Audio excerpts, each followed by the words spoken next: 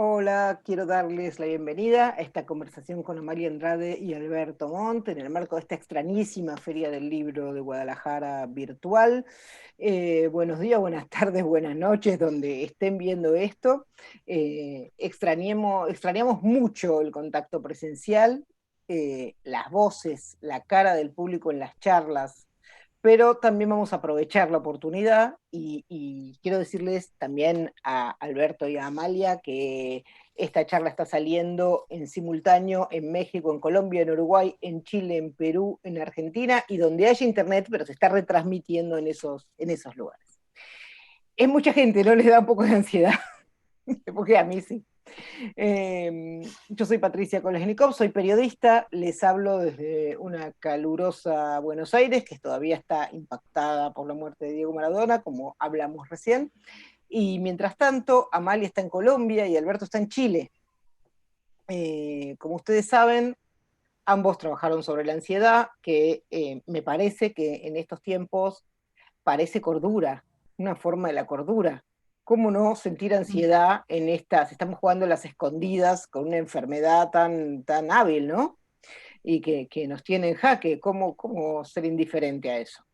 Eh, en sus libros ellos trabajan desde las expectativas ante un WhatsApp sin respuesta hasta el miedo a la muerte, en el medio todo. Eh, y por suerte se lo toman con mucho humor, pero también seriamente, o sea, es algo que uno se ríe y a la vez le duele cuando lo va viendo y lo va leyendo.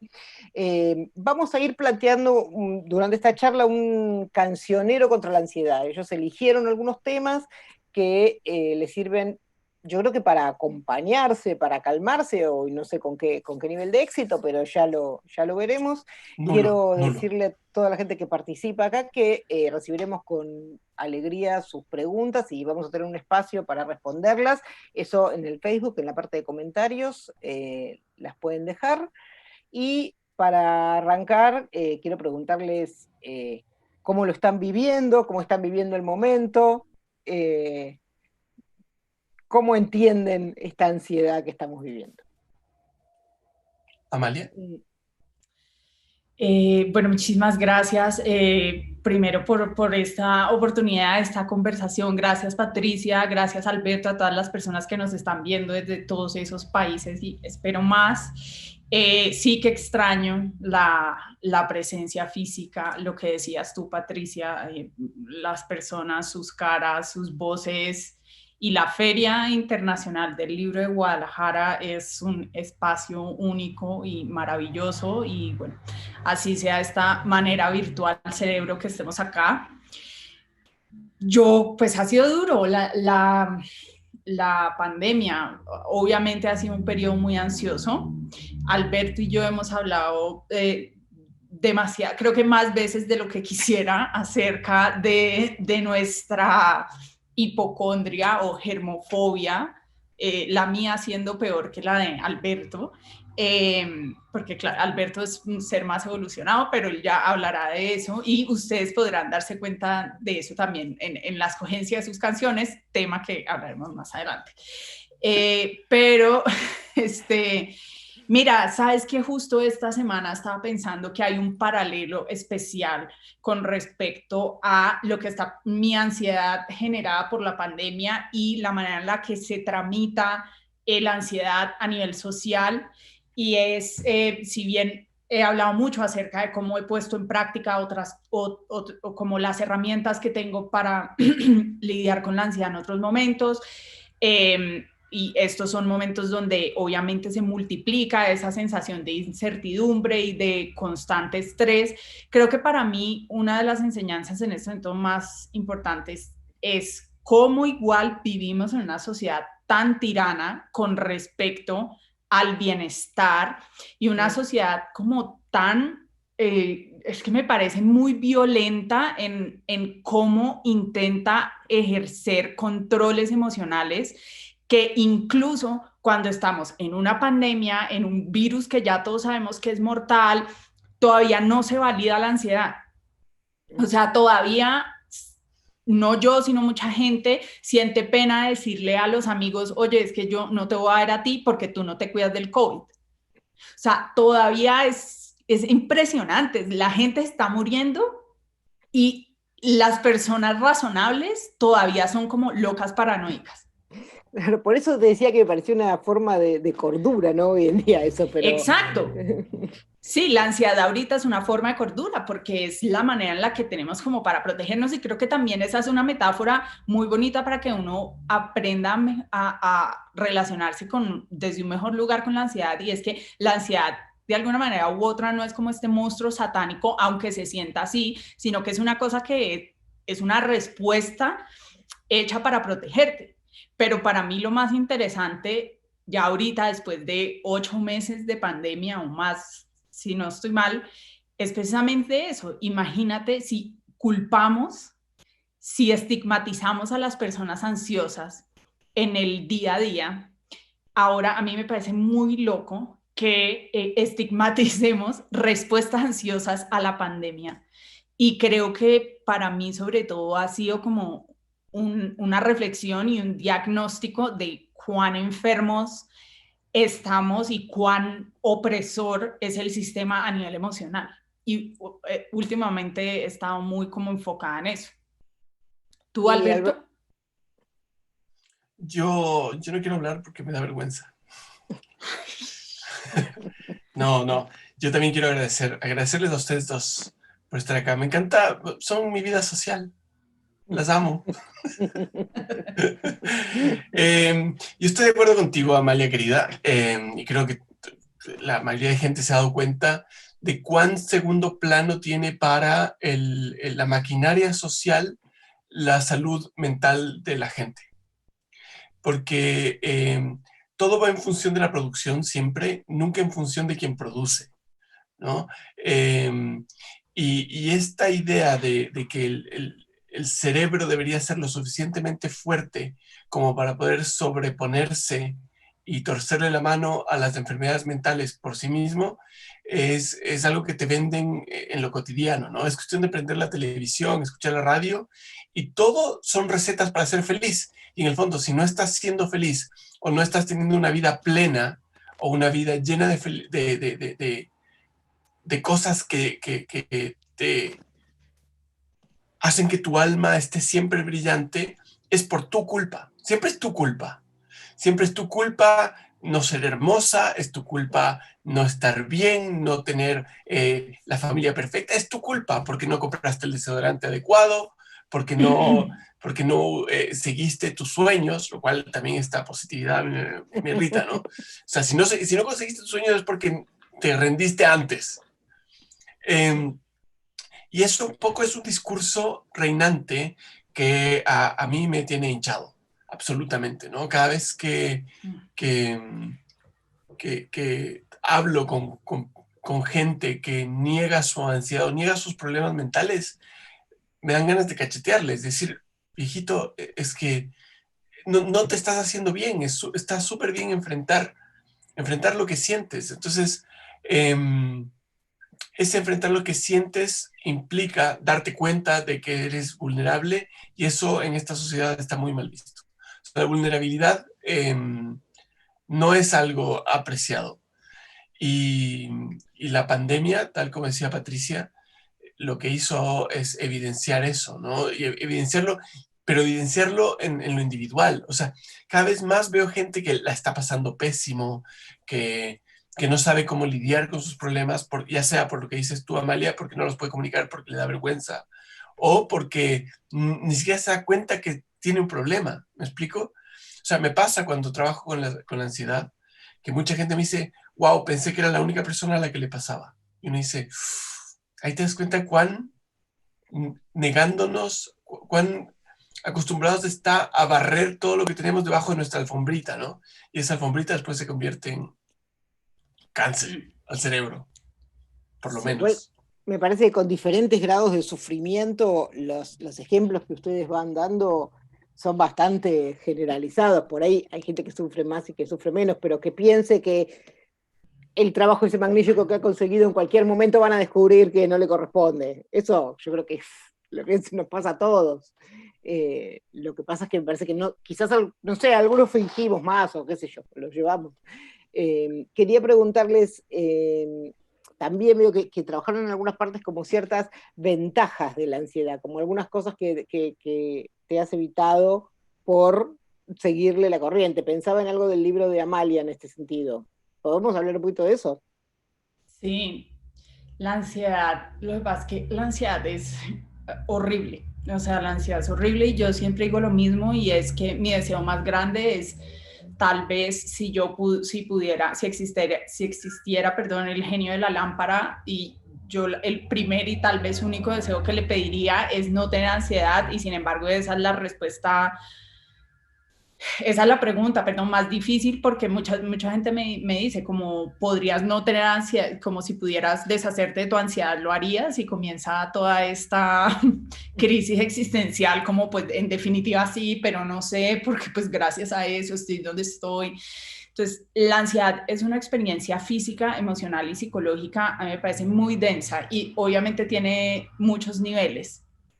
En mi caso y en el de muchas personas es exorbitado, pesa mucho, desgasta, cansa, duele muy profundamente, pero a mí me parece que es fundamental y es muy necesario, no, y creo que un poco para retomar la conversación que estábamos, o la línea por donde estaba yendo Alberto ahorita, es no la necesidad de endulzar o romantizar la ansiedad y como que, ay, veámosle siempre el lado lindo a las cosas, porque hay cosas que no tienen lado lindo. Y hay ataques de pánico que no tienen absolutamente nada lindo.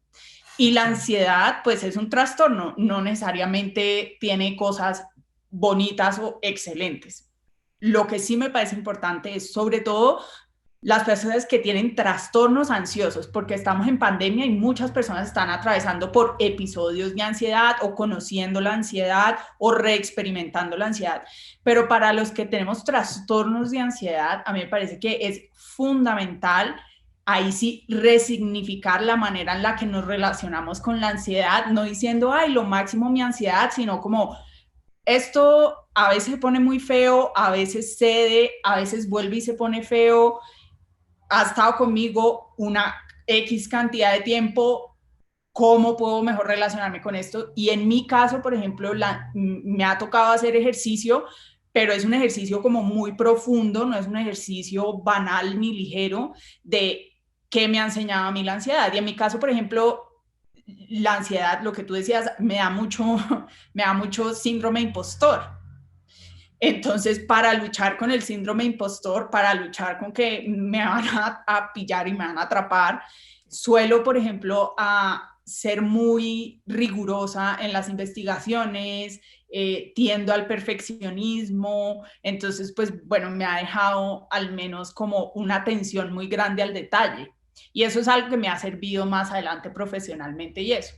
Entonces, creo que es un poco como ese ejercicio pero muy consciente y un ejercicio muy consciente de necesito mejorar mi relación con la ansiedad, no de hacer este ejercicio de, oh, qué lindo, que es muy como de la industria de la autoayuda, como mírale lo lindo a lo horrible y es como no.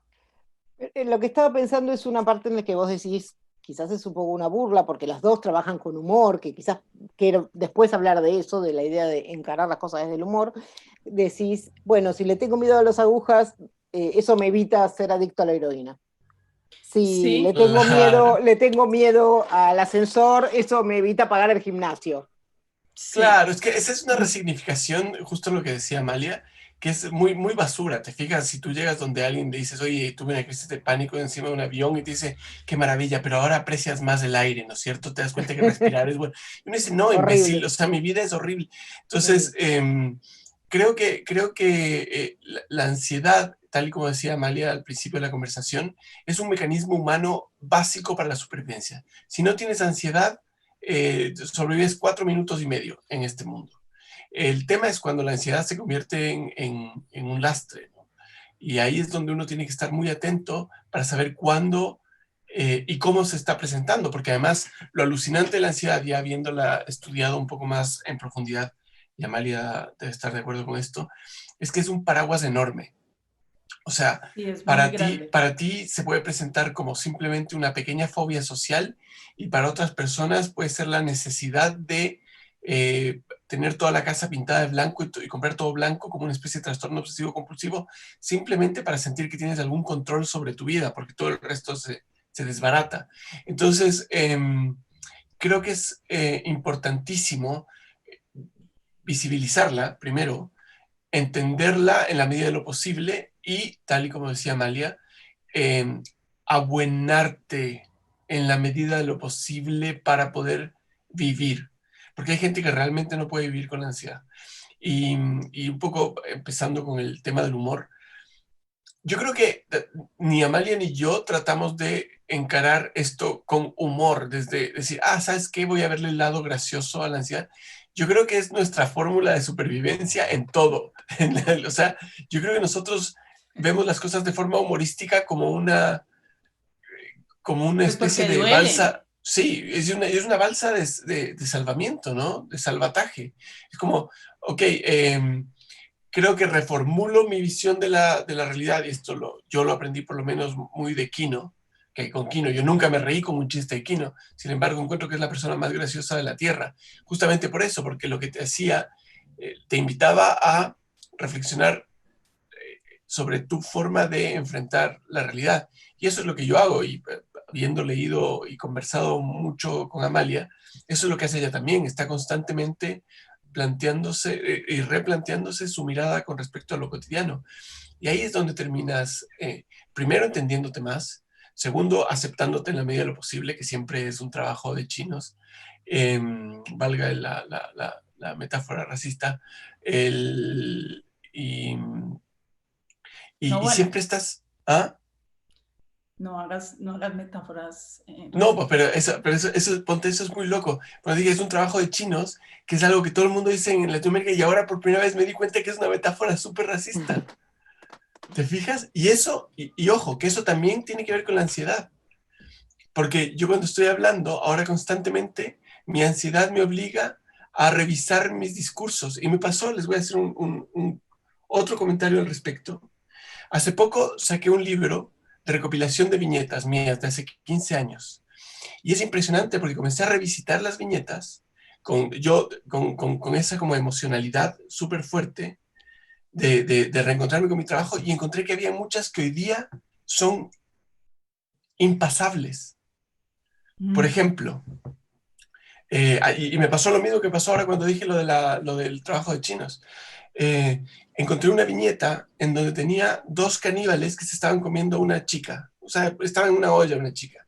Pero los caníbales estaban dibujados, creo que lo conversamos alguna vez, Amalia, estaban dibujados con las bocas grandes, con el huesito en la cabeza. Y yo dije, wow, qué impresionante. Esto hace 15 años era súper natural. ¿Me explico? Sí. Entonces, ahora, ¿cómo uno esto? Eh, cuando uno está todo el tiempo revisitándose, cuando uno está todo el tiempo viviendo con ansiedad y hablando de lo que decías tú, Patricia, estás todo el tiempo viendo qué es lo que estás diciendo, ¿no? Y es súper estresante, porque estás tratando de tener un control constante de todo. Y te encuentras con partes de ti mismo que muy probablemente no te gusten. A mí me pasa todo el tiempo, que digo, ¿de dónde salió este pensamiento? ¿Por qué mi cabeza me lleva hacia acá?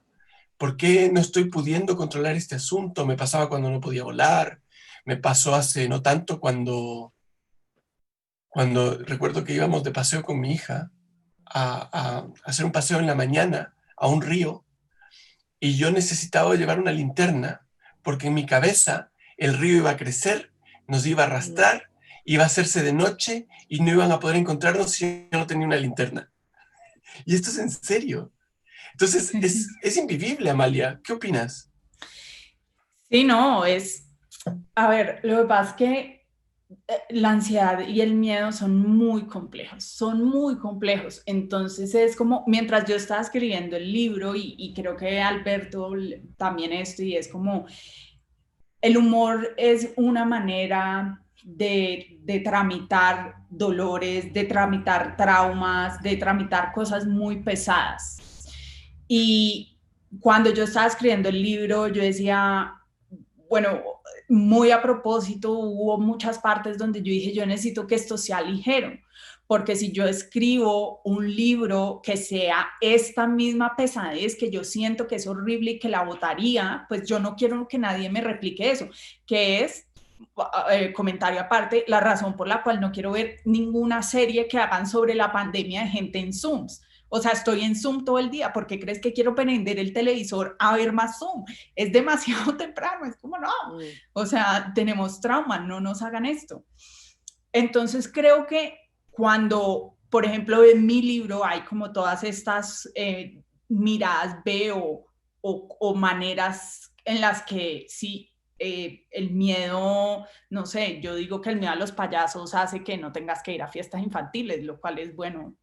A veces las fiestas infantiles de los niños tienen muchos gérmenes, no necesariamente chévere. Cosas por el estilo.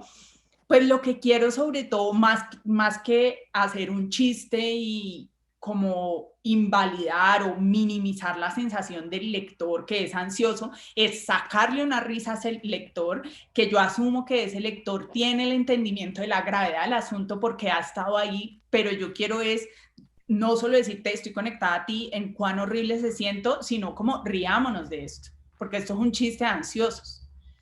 Entonces... No es para nada, o sea, uno se ríe, pero se ríe con angustia, ¿eh? No. Exacto. O sea, se entiende perfectamente la angustia. Uy, acabo de tirar todo. Pero uno se ríe con esa sensación. Quería preguntarles un poquito por estas canciones que prepararon, que por ahí podemos contar un poco cuáles son y por qué. ¿Querés, Amalia, arrancar? Sí, bueno, yo tengo muchas canciones que me ayudan a luchar contra la ansiedad.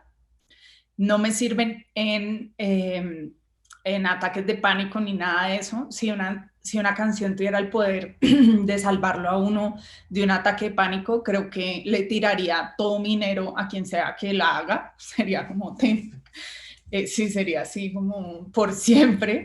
Pero sí hay canciones que en general me hacen volver a mí y para mí la ansiedad es una narrativa muy dominante. Y yo creo que cuando la ansiedad está exacerbada, cuando está muy presente, cuando está un día y al otro día vuelve y al otro día vuelve, se vuelve, insisto, en una narrativa demasiado dominante de la vida de uno. Y entonces a veces uno se encuentra en situaciones donde tiene que salirse de esa narrativa dominante y es casi la imagen que se me viene a mí a la cabeza, es casi como si uno y la ansiedad se vuelven, eso es como una simbiosis ahí, una cosa muy fuerte y hay que crear espacios que le recuerden a uno que esa no tiene que ser la narrativa dominante y que uno no es una sola cosa con la ansiedad. Uno es una persona que experimenta ansiedad, uno no es la ansiedad, ni uno va a ser siempre esa cosa. Creo que son momentos y ese espacio, digamos, de esa distancia, que es la distancia de mi sanidad mental, básicamente, que cultivo ese espacio muchísimo y lo atesoro con todo el cariño y como si mi vida dependiera de ello, porque de hecho mi vida depende de ello. Estas canciones me recuerdan eso. Entonces, la primera canción que puse es muy nueva, pero cuando la oí lloré. Se llama Ansiedad de Carla Morrison y pues, toda la canción es muy bonita y para mí lo poderosa de esta canción es que yo siento que me representa, que resume la experiencia, comienza por lo difícil y lo negativo y lo frustrante que es la ansiedad, dice quiero hablar y no puedo, quiero hacer cosas y no puedo, y al final como ahora, al final sí se puede, quiero hablar, puedo, o sea, se resuelve, la canción tiene como una línea y narrativa la canción, y es muy loco porque si soy muy honesta, tal vez uno de mis anhelos más grandes al escribir cosas que piensas cuando te muerdas las uñas era esta fantasía de pensar que al escribir yo este libro todo el mundo me iba a entender y la gente iba a entender que yo tenía ansiedad y mis amigos iban a saber que si yo no respondía una semana el WhatsApp no era porque era la peor amiga del mundo, sino porque tengo ansiedad y resultó que no sirvió, como que la gente igual todavía es muy loco, la gente todavía no lo entiende. Entonces por eso creo que las personas que tenemos trastornos ansiosos, cuando nos sentimos reconocidas, aún cuando llevamos hablando de esto mucho tiempo, o una persona como yo, que básicamente cuento mi ansiedad y me reúno en salones llenos de otros ansiosos, que es como literal alcohólicos anónimos cogiéndonos las manos, pero de la ansiedad, aún me conmuevo muchísimo cuando digo gracias porque me siento vista y gracias porque siento que todo esto tiene validez de nuevo en este planeta, en esta tiranía de la bienestar, del bienestar en el que vivimos. Entonces, esa es mi primera canción y me hace Quiero muy bien. decirles, los que quieran en Spotify hay una playlist que se llama Cancionero contra la ansiedad, la pueden seguir. Y le quería preguntar a la gente técnica si acaso podemos escuchar un poquito de ansiedad. No sé si... No, por temas de No, derechos no se va a poder. Ah, bueno, qué lástima. Pero bueno, la Bueno, gente lo tiene en sus casas. bien, sí, pueden verlo en Spotify. Sí. Y contanos vos, Alberto, A mí por me favor, algún que pasa, hayas elegido, por qué y cómo es. sí, pero antes, hablando de lo que decía Amalia, este rollo de que uno, muchas veces la gente cree que porque uno ya habla franca y abiertamente sobre la ansiedad, uno ya la Sí, superó y es todo lo contrario. Uno es ansioso y uno es ansioso. Eh, a mí me pasa que a ratos, no sé, encuentro que me pica un brazo durante una semana y ahora ya entiendo que es por ansiedad y no es que tenga algún tipo de sarna extraña.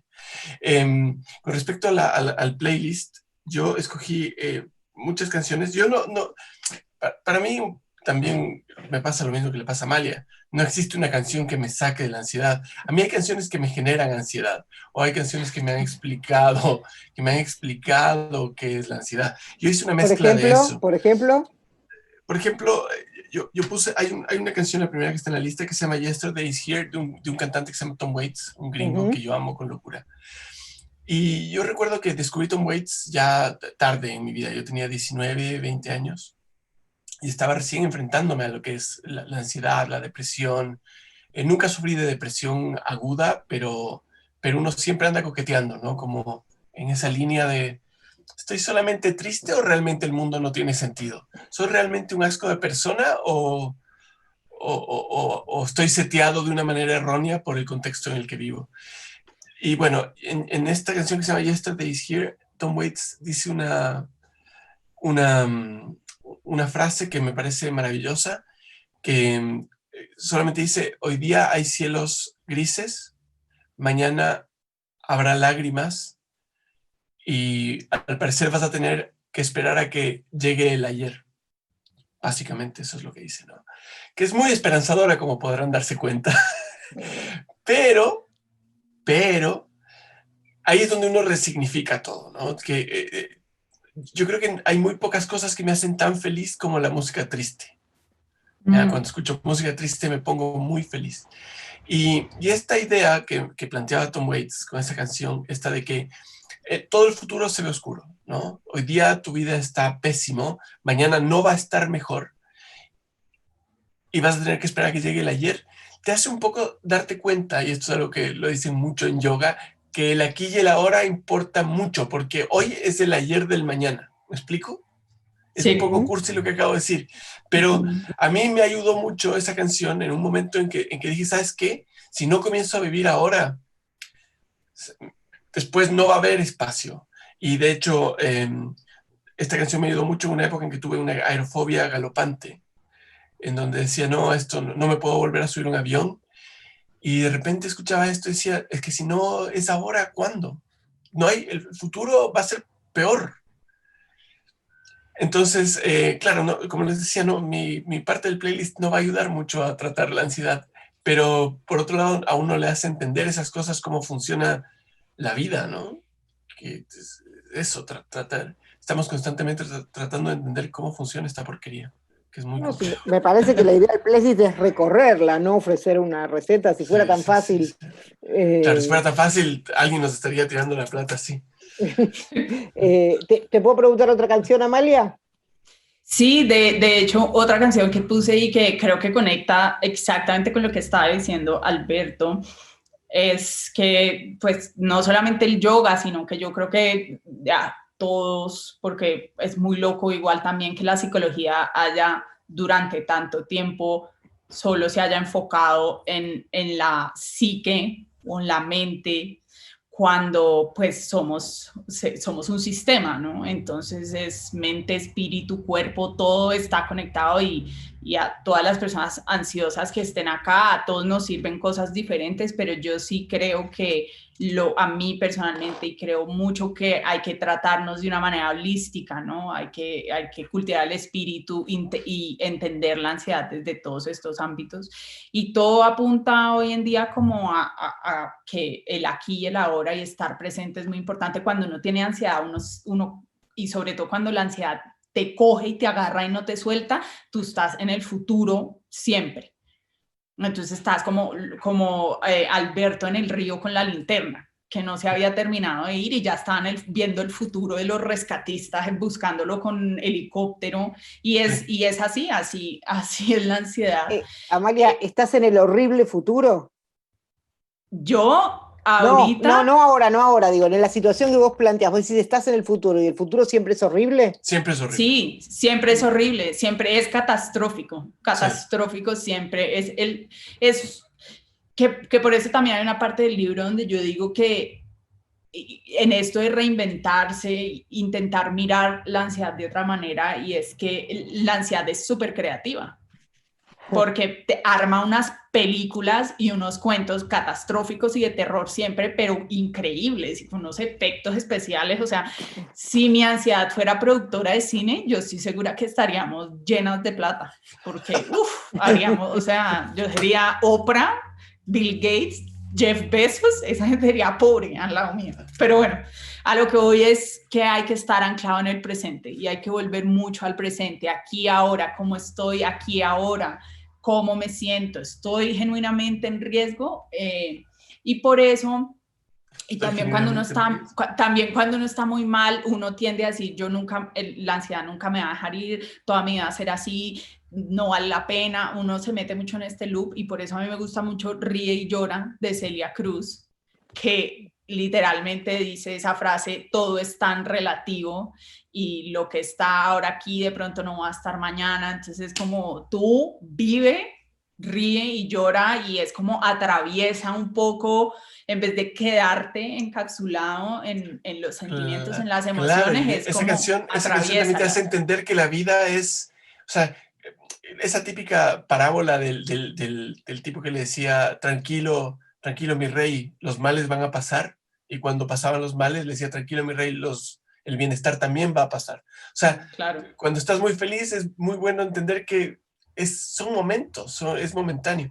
Yo, justamente lo que decías, Amalia y Patricia, que lo planteó con este tema del futuro horrible, yo parto mi libro el de la ansiedad, con una frase que alguna vez escuché, leí, que ni siquiera sé quién es, la busqué en internet para ver si había alguien a quien acreditársela y no la encontré.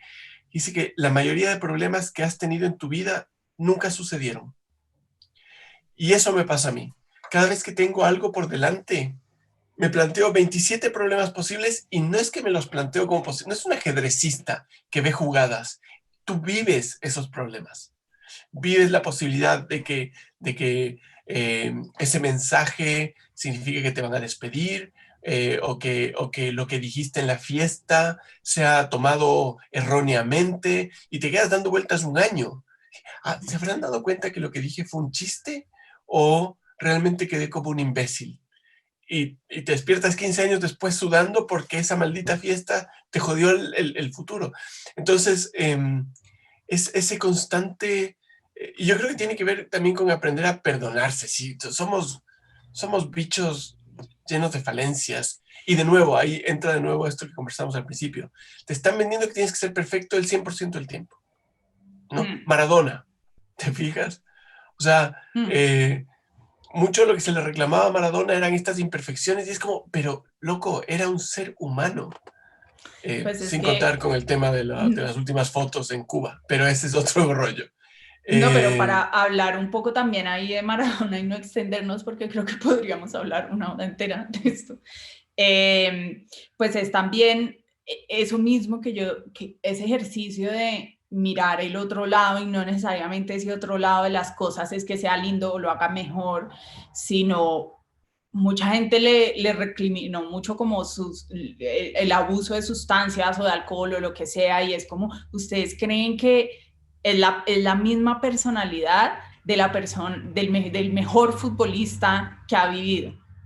Es la misma adicción, es la misma, es del mismo lugar de donde nace. Claro. Lo que lo hizo grande es lo que después pasó a eso. Claro. No quiéranlo por cómo es. Hay una canción de Tom Waits que no está en el cancionero, pero me recordó esto y me recordó también algo que dijiste hace un rato, que él dice, si es que un día decido exorcizar mis demonios, ¿será que exorcizo también mis ángeles? Total. Y es un poco eso. Yo siento que este infierno en el que vivo cotidianamente es lo que me hace ser lo que yo soy. Y si viniera el genio de la botella, de la lámpara, la botella es otro genio. Si viene el genio de la lámpara, me dice, ¿quieres dejar de ser ansioso? Hoy me lo dudaría mucho. Tengo miedo de que se van a ir los ángeles también con eso. ¿Te fijas? Me parece que hay también una de Sabina, ¿no? Que dice, oiga, doctor, devuélvame mi represión. Claro, devuélvame mi Como represión, que que no he eso, escrito nada. mi depresión, no mi represión. No, es que algún rato dice también devuélvame mi erección, que sin la depresión nunca volví a... Claro. Desde que soy feliz, no he vuelto a ser feliz. Claro. Y me pasa un poco eso. Uno tiene que, mientras más, hay una frase, me encantan esas frases clichés así onda Khalil Gibran, que dice, mientras más hondo cabes en el pozo de tu desventura, más espacio tienes para llenarlo de tu felicidad. Es una porquería, pero al final es un poco eso, empiezas a sentirla por ese balance y comienza a gustar. A mí me gusta este movimiento pendular, que es horrible, pero me encanta. Les pido una canción más a cada uno y después vamos a hacer algunas de las preguntas que ya están llegando para que no nos quedemos sin tiempo de eso y lo hagamos tranquilos. ¿Les parece? Bueno. Sí, súper. Dale tú, Alberto. ¿Yo? Sí. Ya, yo. Entonces, mira, hay una canción de Simon and Garfunkel que se llama The Sound of Silence, que es muy clásica. Hello Darkness. Hello Silence. No, Hello Darkness. Hello Darkness, my old friends. Entonces, a mí me pasa que, claro, dice, hola, hola, oscuridad, mi vieja amiga, he venido a hablar contigo nuevamente. Y ahí se va en una volada. Pero yo cuando era chico, porque esta canción la oigo desde que era muy pequeño, siempre era como, es alucinante cómo uno relaciona las cosas en función de lo que va viviendo. Y claro, en un principio era cuando yo tenía miedo a la oscuridad, ese Hello Darkness, my old friend, para mí era esa oscuridad. Y recuerdo un día, tenía como 24, 25 años, y era la primera vez que realmente me sentía en un pozo profundo emocionalmente, y por ahí apareció esa canción en la radio, y dije, esto es el darkness del que hablaba. No era que me apagaba la luz mi viejo cuando era chico y venían los monstruos. No, es el darkness del alma. Y de alguna u otra forma, esa canción es un poco lo que hemos estado hablando hasta ahora, ¿no?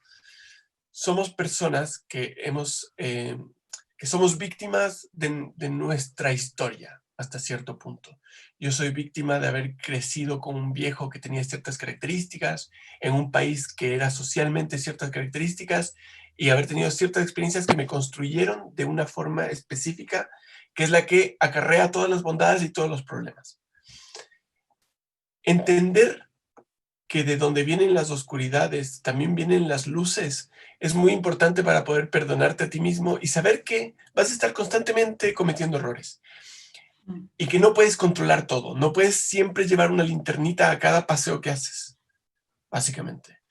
Y es importante entender que uno puede sortear la ola, un poco a lo Celia Cruz, de lo que hablamos. Ahora estarás más abajo, te juzgarán, no te juzgarán, saldrás, pero siempre es ese ir y venir. Lo importante es que cuando tienes un error, tratar de darte cuenta, cuando te dicen o cuando te pasa algo enorme, profundo, tratar de analizarlo con el tiempo que sea necesario y tratar de salir adelante y perdonarte no haber podido subirte a un avión o haber llevado la maldita linternita. Si no, te hundes. Hermoso. De acuerdo. De acuerdo, yo como esa canción es maravillosa y también me encanta, pero yo creo que para cerrar voy a hacer la chica que le encanta el pop que soy y cerraré con una canción de alguien que admiro muchísimo y que para mí tiene una altísima inteligencia emocional y, bueno, un altísimo coeficiente intelectual, de hecho. Y es Shakira, obviamente. Y me gusta mucho Sale el Sol. Es una canción ligera, es una canción fácil, pero como todo, yo creo que a veces en esas cosas que son fáciles hay una sabiduría tan enorme y creo que de las peores sensaciones de la vida y algo que me pasó hace relativamente poco, es precisamente estar en esa oscuridad que se siente tan abismal que uno comienza a dudar mucho de si va a salir. Y es una duda muy, muy seria y muy dolorosa y muy preocupante. Y uno solo ve oscuridad, no se ve más. Yo recuerdo hacerle, en mi peor estado, hacerle esta pregunta no solamente a mi terapeuta, obviamente, como, oye, por favor, como de alguna manera va a salir el sol, esto va a pasar, sí va a pasar, pero es como, ¿dónde? Porque yo no tengo pistas de absolutamente nada. A mi pareja, a mis amigos, sentir muchísimo miedo y muchísima soledad, y pues nada, cuando uno menos piensa, sí sale el sol. Y me parece muy importante para todas las personas que estén lidiando con situaciones de salud mental, recordar que no son para siempre, porque cuando uno está en la mitad de eso, sí se sienten como sentencias de por vida. Entonces sí, recuerden que cuando menos piensan sale el sol. A veces. La nota negra. o no sale. Pues yo creo que si uno hace el trabajo y si uno se compromete, hace terapia, toma sus medicamentos, o sea, si ustedes están haciendo todo, yo creo que saldrá. Yo no sé si va a salir 100%, yo no sé si va el día a estar nublado, o sea, yo no sé cómo va a ser, pero ahora, sí, Amalia, sí va a salir. Eso que dijiste ahora, Amalia, es súper importante. El tome sus medicamentos. Es impresionante también cuán mal vistos están los medicamentos de ayuda psicológica. Algunos los ven casi como y es una muleta. Es una muleta. Si te rompes la pata, usa la maldita muleta. Eventualmente podrás caminar sin muleta, pero mientras tanto no tiene sentido. Sí. No tiene sentido torturarte caminando con el tobillo roto. No, yo creo que podríamos hablar otras 3 horas sobre estigmatización de medicamentos psiquiátricos. Absolutamente, absolutamente. Está tan mal visto, es ridículo. ¿Tú, ¿qué pastilla es esa? Viagra. O sea, prefieres decir que estás tomando Viagra, decir que estás tomando un Rivotril. Es duro. Exactamente. Pero importante que lo digamos acá, ¿no? Así de clarito. Claro. Sí. Y no se automedique, que tampoco funciona. Sí, no. Nadie se automedique, por favor. Les voy a hacer un par de preguntas de la gente que nos está viendo. Una es de Italia Gutiérrez, desde Eventos Gandhi. Pregunta. Llama Italia, qué hermoso. Estar tanto tiempo encerrados en casa causa ansiedad, desespera, y más cuando estás acostumbrada a ni estar en casa. ¿Cómo podemos mejorar esta sensación? ¿Ustedes cómo lo enfrentan? Yo creo que somos las peores personas para preguntar eso, porque nosotros venimos preparándonos para esto hasta 40 años.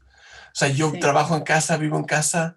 Para mí, la pandemia no cambió nada esto. Pero si tuviese que decir algo, sí me pasa que antes los espacios donde viajaba eran como esos pequeños recreos. Ahora, para tratar de echarle una balsa de salvación a Italia, creo que es el momento. Voy a retroceder un poco. También nos han metido en la cabeza que tenemos que ser productivos todo el tiempo y que es terrible si decides mamarte maratones de series en Netflix, que tienes que ser productivo. Y esto Amalia lo cacha muy bien. O sea, como que la productividad es un valor sumamente apreciado en esta sociedad. Entonces, a veces uno tiene cargo de conciencia de disfrutar el ocio. Por ahí yo diría que hay que animarse a tener ser un ocioso este amorío con año. el ocio, sí. Sí, perdonarte el ocio. Sí, total. Yo creo que este año uno debe intentar soltar como todas las presiones, si bien sé que no es fácil, y es intentar eso, el ocio. Netflix, dibuja, desconéctate, eso sin duda, o sea, ya estás encerrado, pero cuando uno está así, conectado acá todo el tiempo, es un doble encierro. Sí, Entonces, sí. psicológicamente el peso es mucho peor. Entonces, esconde este aparato y Sí. dibuja, lee, hace esas cosas. Y no sé, Italia, en qué país estés. Asumo México, por supongo. librerías México. Gandhi que Sí. estás en México. Yo he aprendido, las caminatas son maravillosas para la ansiedad y son muy seguras, el riesgo no es ninguno, o sea, hay algún riesgo cuando llevas tapabocas y caminas, pero si caminas y tienes la oportunidad de ir a un parque o ver árboles, Ver árboles, es súper haz buen eso, consejo. así sea 10 minutos, eso va a cambiarlo todo. Y ejercicio, ¿ah? Yo empecé a hacer Sí. ejercicio hace poco, por primera vez en muchos años. Rutinas de 15 minutos. No, no las logro. Llego a los 4 y me desmayo, pero esos 4 minutos los disfruto mucho. Sí, de acuerdo. Bien, Aceret Aldrete en Planeta de Libros México pregunta. Yo tengo depresión y ansiedad y recibo comentarios como te la pasas dormida, lloras por todo, Claro. ¿cómo podemos? Y pregunta, ¿cómo podemos educar a los que tenemos cerca para que sean empáticos y comprensivos con nosotros? Yo creo que tenemos que dejar de pensar que el resto va a tener que educarse. Esto aquí quizá podemos discutir al respecto, pero yo siento que uno tiene que hacer el cambio en uno mismo, en que los comentarios te resbalen. Porque si estás esperando que una sociedad que es sumamente injusta y que tiende a ser sumamente violenta cambie, estás frito. Creo que es más fácil cambiarse Lo que uno. pasa es que es un problema que está muy arraigado, es demasiado estructural. O sea, Sí. es como lo que acabamos con lo que inicié yo, como increíble, como igual, incluso en una pandemia, incluso cuando todo es miedoso, nada tiene sentido, la ansiedad es lo lógico, se le castiga. Sí. Entonces, es un problema demasiado sistémico, demasiado estructural y yo lo que diría, pues yo tengo o sea, yo creo que está bien lo que dice Alberto, pero también creo que hay maneras en las que se puede educar. Las personas no necesariamente van a responder como tú quisieras y tienes que soltar eso, pero les puedes decir desde, oye, así funciona la depresión, léete este artículo de internet, oye esta canción, o en mi libro hay una parte que es un manual para toda la familia, amigos o gente alrededor de las personas que tienen ansiedad y está dedicado precisamente a que esas personas sean un poco más empáticas. Entonces yo creo que hay que usar como herramientas. Sí, a mí me pasa... Todos tenemos como una parte activa en esta reeducación sentimental, creo yo.